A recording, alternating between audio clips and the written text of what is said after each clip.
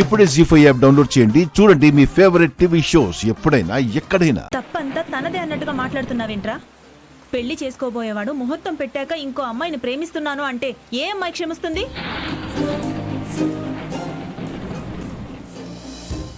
ఎంత అవమానించినా అది ఇంకా సీనునే కోరుకుంటుందిరా.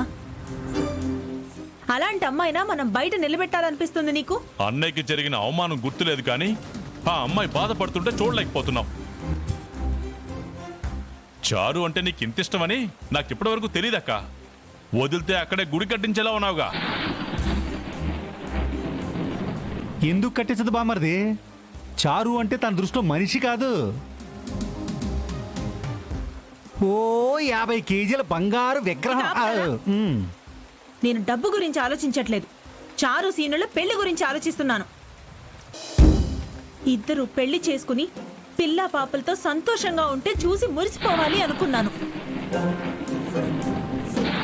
ఇవన్నీ దూరం అయ్యాయని బాధపడుతుంటే మీకు వేళాకోళంగా ఉందిరా? వదినా, తన పరిస్థితి చూసి అక్కడ ఊరంతా నవ్వుతోంది. వీళ్ళు వేళాకోళం ఆటల్లో తప్పేం లేదులే. పార్వతి, ఏంటి నువ్వు కూడా? లేకపోతే ఏంటండి? తనకి పెళ్లి కుదిరి క్యాన్సిల్ చేస్తే దాని బతికే అవుతుందో ఆలోచించారా?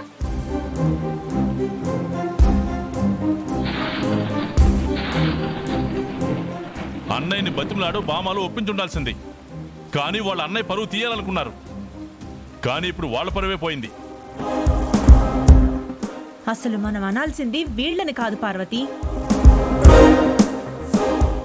దీనంతటికి కారణం ఆద్య. దాన్ని అనాలి. దాన్ని ఇంట్లోకి తీసుకొచ్చిన మా వదిన అనాలి. ఇవే ఇందులో జానకమ్మ తప్పే ఉందే. తప్పేముందా? ఆ రోజు అమెరికాకి వెళ్లి తిరిగి వస్తూ ఎక్స్ట్రా లగేజ్ తీసుకొచ్చింది, మా అందరి నెత్తిన పెట్టింది.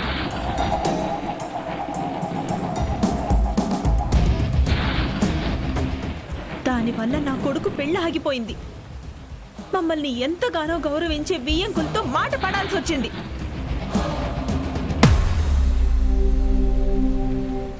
కనీసం చారు ఇంట్లోకి వస్తేనైనా ఈ గొడవలన్నీ సర్దుకుంటాయనుకున్నాను. చారుని కూడా బయటే నిలబెట్టేశారు. మా ఆశల మీద నీళ్లు పోసింది వదిన. ఆద్యను తీసుకొచ్చిన రోజు ఏమంది? ఆద్య కారణంగా ఏదైనా తప్పు జరిగితే ఈ ఇంట్లో నుండి వెళ్ళిపోతాను అంది. సీను ఇంకొకరికి కాబోయే భర్త అని తెలిసి కూడా వాణ్ణి పెళ్లి చేసుకోవడానికి అది సిద్ధపడింది. ఇప్పుడు వదిన బయటికి వెళ్ళట్లేదు. అసలు ఆ విషయం గురించి ఎవరు మాట్లాడట్లేదు. అక్క, చారుని బయటికి గెంటేసింది నేను. ఇందులో వదిన తప్పు కానీ అన్నయ్య తప్పు కానీ లేదు. ఇందులో వదిన తప్పు కానీ నా తప్పు కానీ లేదు. ఈ ఇంట్లో తప్పు చేసిన వాళ్ళు ఎవరైనా ఉన్నారు అంటే అది నీ కొడుకు మాత్రమే.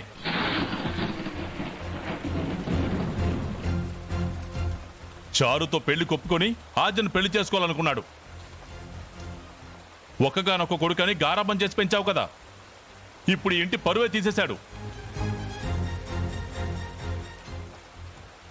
ఈ ఊరి పెద్దగా తీర్పు చెప్పాల్సిన అన్నయ్యని దోషిలా నిలబెట్టాడు. నువ్వు బుద్ధి చెప్పాలనుకుంటే వాడికి చెప్పక్క. ప్రతి దానికి ఆద్యం తిట్టడం కాదు.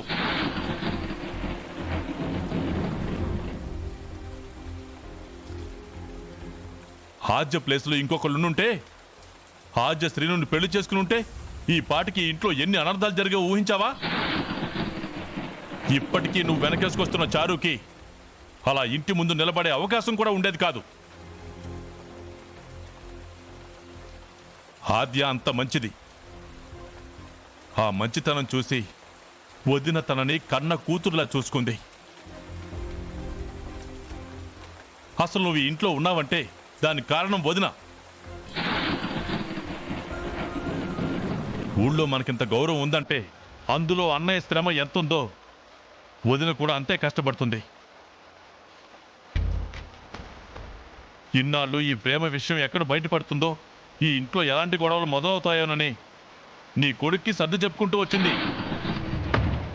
మా వదిన గాని ఆద్య గాని నోరు ఇప్పి చెప్పుంటే అన్నయ్య ఏ రోజు వాణ్ణి ఇంట్లోంచి గెంటేసేవాడు. కానీ కేవలం నువ్వు బాధపడతావని వదిన చెప్పలేదు. ఈ ఇంట్లో ఎలాంటి సమస్యలు రాకూడదని ఈ విషయం దాస్తూ వచ్చాను. అలాంటి వాళ్ళని అనే హక్కు మనకు లేదు.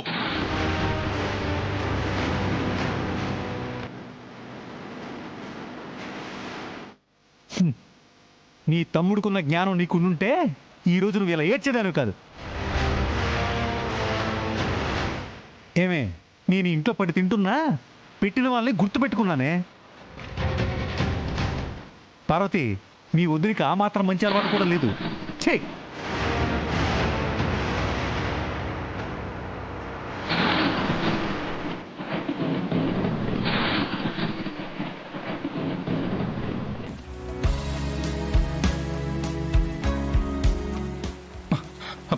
వచ్చావా ఆద్య? బయట చారుని చూసావా?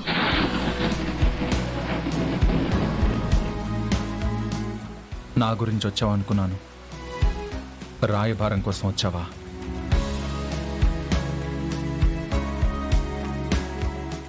ఇన్నాళ్ళు మనది మాత్రమే ప్రేమ అనుకున్నాను, కానీ నీకోసం అందరి ముందు పిచ్చిదానిలాగా పంచాయతీ ఎక్కింది కదా, తనదే ప్రేమ. ఈ ఇల్లంతా కలిసి తనని బయటికి గెంటేసినా నువ్వు చూడకపోతావా? ఇంట్లోకి తీసుకురాకపోతావా అని పిచ్చిదానిలా ఎదురు చూస్తూ ఉంది శ్రీను. అది నిజమైన ప్రేమ.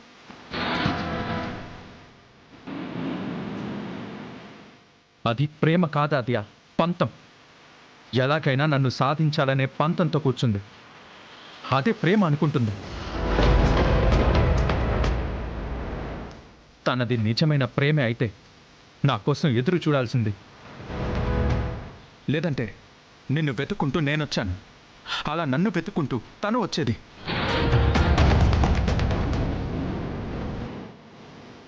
నా మీద కోపంతో పంచాయతీకి ఎక్కేది కాదు. శ్రీను, తనది పంతము కోపము కాసేపు పక్కన పెట్టు. నీకోసమే కదా ఇవన్నీ చేస్తుంది. ఒక ఆడపిల్లని అంత బాధ పెట్టడం తప్పు శ్రీను.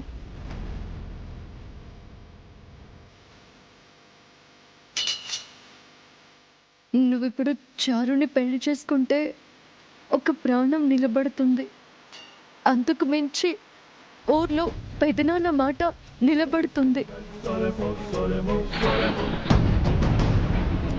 ఆద్య, నీకు ఎలా చెప్పాలి? నాకు ఈ ఇల్లు అన్నా మామయ్య అన్నా ప్రాణం.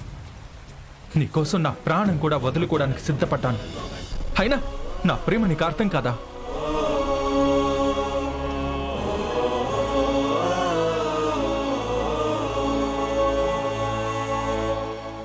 జీ5 యాప్ డౌన్లోడ్ చేసి అన్ని ఎపిసోడ్స్ పూర్తి ఉచితంగా చూడండి.